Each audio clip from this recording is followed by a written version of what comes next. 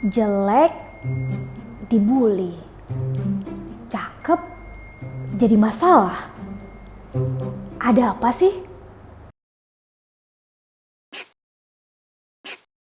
Ada apa sih? Halo teman-teman semua, balik lagi bareng Sherlyannavita di segmen Ada Apa Sih? Di episode kali ini kita akan ngebahas satu fenomena yang akhir-akhir ini lagi viral banget diomongin di media sosial, yaitu tentang good looking. Dalam 2 minggu terakhir ini kan dunia persosial mediaan kita ini lagi banyak banget isu yang beredar. Mulai dari penusukan ulama, pengkambing hitaman pejabat, COVID-19 yang gak selesai-selesai, bahkan sampai waiting list.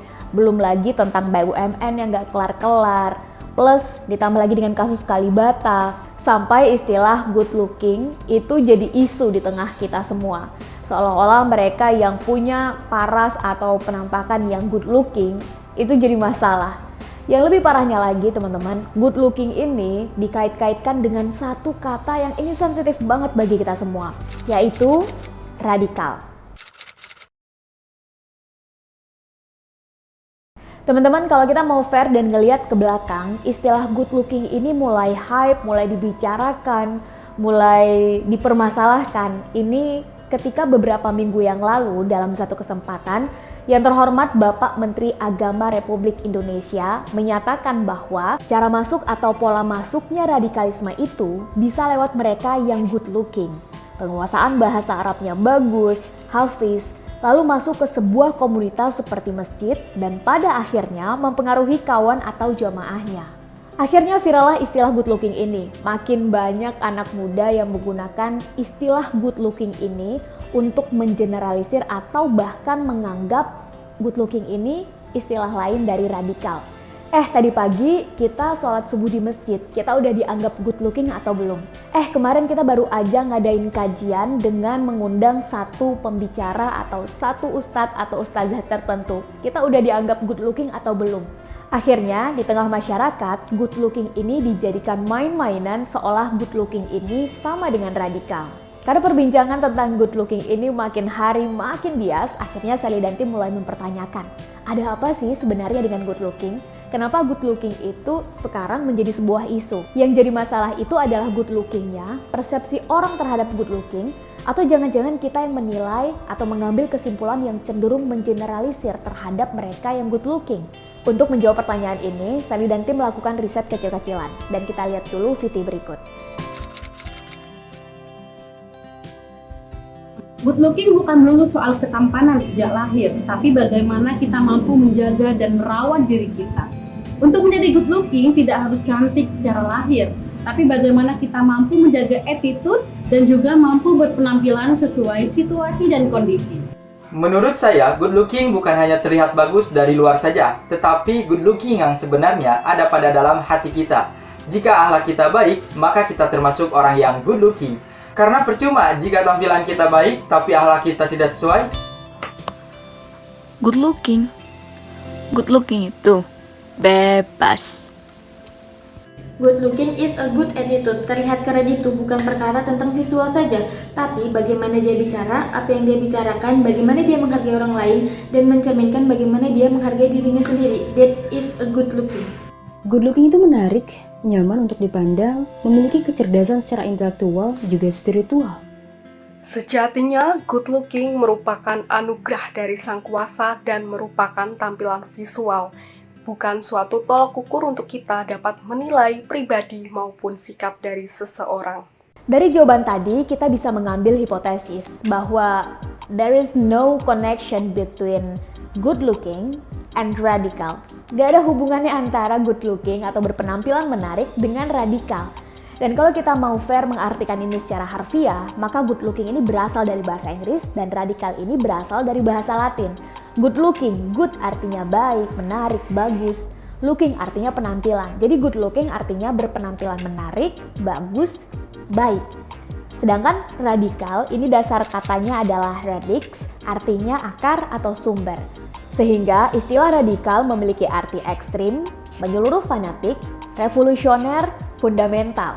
Dan radikalisme adalah doktrin atau praktik yang menganut paham radikal tadi. Sedangkan menurut KBBI, radikalisme adalah paham atau aliran yang menginginkan perubahan atau pembaharuan sosial dengan cara kekerasan atau drastis. Teman-teman, kalau kita ngebahas tentang good looking dan radikal dalam konteks yang saat ini sedang hype di tengah anak muda, maka lewat video ini saya ingin mengangkat dua hal. Yang pertama adalah subjektivitas.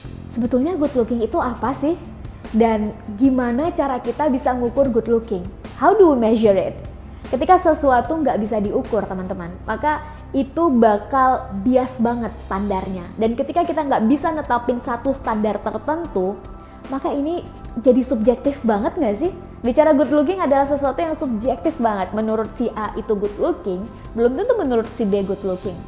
Menurut kita di Indonesia, di satu wilayah tertentu ada standar yang kita sepakati bersama untuk good looking, belum tentu di belahan bumi lain standar itu dipakai. Ketika sesuatu standarnya subjektif kayak begini, so how do we value good looking itself? There is no absolute standard of good looking. Gak ada satu ukuran tertentu yang absolut untuk good looking. Menurut Sherly, menghubungkan antara good looking dengan radikal dengan cara mengeneralisasi semua hal seperti yang saat ini sedang hype dan viral di tengah anak muda sekarang adalah sebuah pengambilan hipotesis bahkan kesimpulan yang keliru. This is a logical fallacy. Kita nggak bisa dong mengeneralisir semua hal berdasarkan satu kasus, apalagi standarnya subjektif. Bener nggak? Contoh, ketika ada satu orang berkulit hitam melakukan kriminal, maka kita nggak bisa mengeneralisir bahwa semua orang berkulit hitam itu berpotensi besar melakukan tindakan kriminal. Padahal siapapun bisa saja dan punya potensi yang sama melakukan tindakan kriminal. Atau ketika ada satu orang berkulit putih melakukan tindakan korupsi, maka kita nggak bisa mengeneralisir bahwa semua orang berkulit putih itu berpotensi besar untuk melakukan tindakan korupsi.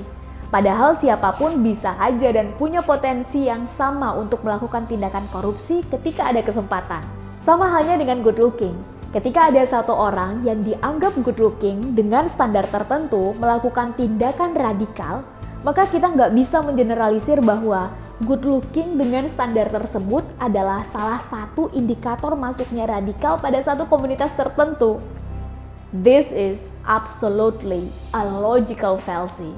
Teman-teman, ketika kita tahu bahwa isu good looking dan radikal ini penuh dengan subjektivitas dan logical fallacy, maka akhirnya kita semua bertanya, terus anak muda seharusnya ngapain? Bener nggak? Teruntuk yang terhormat Bapak Menteri Agama Republik Indonesia, terlepas permintaan maaf sudah keluar, namun kita semua tentu menyayangkan kenapa perkataan seperti ini bisa keluar dari seorang pejabat negara. Kita semua berharap agar kejadian seperti ini tidak terulang lagi. Karena kita anak muda pasti akan mencontoh. Kita anak muda butuh suri tauladan, kita anak muda butuh contoh. Ketika yang kita lihat, tonton, dengar, dan baca adalah perkataan-perkataan negatif, stereotip, pengkambing hitaman, cenderung menyalahkan pihak-pihak tertentu, excuse atau pembenaran, maka jangan salahkan ketika kami anak muda justru kedepannya akan mencontoh apa yang saat ini sudah dilakukan duluan. Jangan salahkan ketika pandangan kami anak muda ke depan cenderung realistis dan pesimis. Dan jangan salahkan ketika generasi selanjutnya mempunyai pola pikir dan kebiasaan yang kurang lebih sama dengan apa yang dicontohkan sekarang. Dan teruntuk kita semua, khususnya generasi muda, maka dalam video dan kesempatan baik ini saya ingin mengajak kita semua melakukan 3 hal. Pertama, mari terus berpikir kritis. Aktifkan kembali nalar critical thinking kita. Mari mulai pertanyakan semua informasi, berita, narasi yang beredar, baik itu di televisi, sosial media, lingkungan, atau mungkin orang-orang terdekat kita yang menyampaikan. Is that right? Is that really happen? If yes, why? For what? For whom? Ketika kita melakukan ini teman-teman, maka kita tidak akan gampang untuk tersulut dan terjebak pada satu narasi tertentu. Yang kedua, jangan puas dan percaya hanya pada satu sumber. Mari miliki helicopter views, comparative information. Bandingkan informasi dan data dari banyak sumber yang kredibel. Let's see from cover both side. Yang ketiga, let's be fair. Kuncinya adalah keadilan. Dan bicara tentang keadilan, kita bicara tentang nilai. Ketika kita bicara tentang nilai, maka kita tidak lagi melihat suku, ras, agama, apalagi yang standarnya sangat subjektif. Bener nggak? Dan adil itu selalu dimulai dari pikiran. Jangan sampai dengan satu alasan atau teori kita membela satu hal, tapi dengan alasan atau teori yang sama kita berlaku sebaliknya pada hal lain.